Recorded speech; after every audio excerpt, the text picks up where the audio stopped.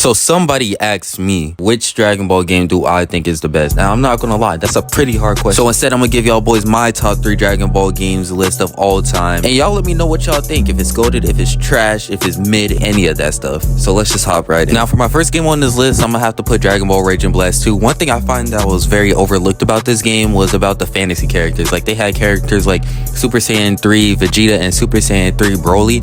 And I like that aspect about Raging Blast 2. And I also like the PvP. The PvP was very difficult, and it honestly took a brain to play that game, unlike some Dragon Ball games we know, not throwing any strays. Another thing I like about Raging Blast 2, they had characters like Android 14 and 15 in the game too, which you don't really see in a lot of Dragon Ball games, surprisingly. Now, the only thing I really didn't like about Dragon Ball Raging Blast 2 was the story, kind of. Like, you had to do it in like little segments.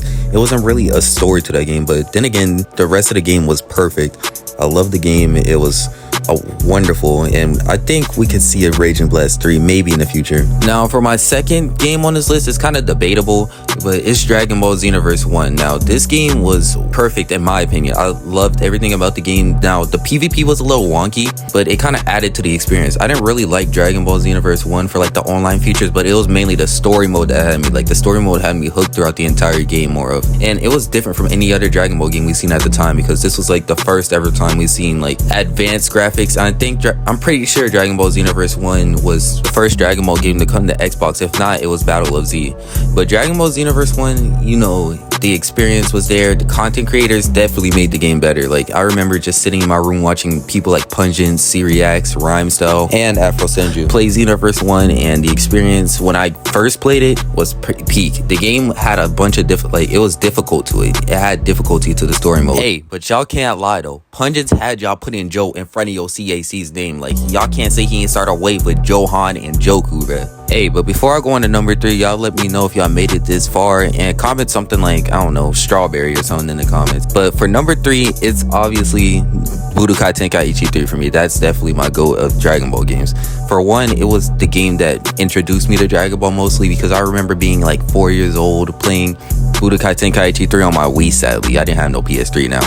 And yo, funny story, I had like only a Wii remote, so I was playing the game without nunchucks. I could only do like play half of the game, but I loved Budokai Tenkaichi 3 for how limited I was to play the game. This game was definitely a huge part of my childhood. Like, every transformation in this game was perfect. Like, every single character who had a transformation in the anime had a transformation in the game. I'm pretty sure this game had a lot of attention to the maps. They added a bunch of maps that we didn't even ask for the most part.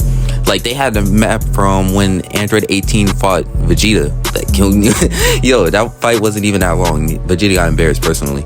But everything from different character colors and like different character presets. Like, I'm pretty sure they teased like Super Saiyan 5 with Gogeta in the one of the presets. But Budokai Tenkaichi 3 was definitely like an 100 out of 10 game. If you played it, you would know. But if you didn't play it, I feel bad for you. I feel bad for you. I'm not gonna lie. But hopefully Sparking Zero can reflect on Budokai Tenkaichi 3 and hopefully be better than the game, because the Sparking Zero isn't as good, if not better, than Budokai Tenkaichi 3. I'm signing up for Bandai and fixing the game myself, or Bandai headquarters might not be no more after that game drops. I'm not gonna lie with you. If we have another Jump Force effect with Sparking Zero, it's over. It's over. I promise you. Bandai, if you're watching this isn't a threat. But if y'all enjoyed the video, bruh, subscribe. Y'all see we got 2.5K. We trying to hit 3K by the end of April, hopefully, if not more than that. But y'all boys have a good day. Thanks for watching, and I'll see y'all later.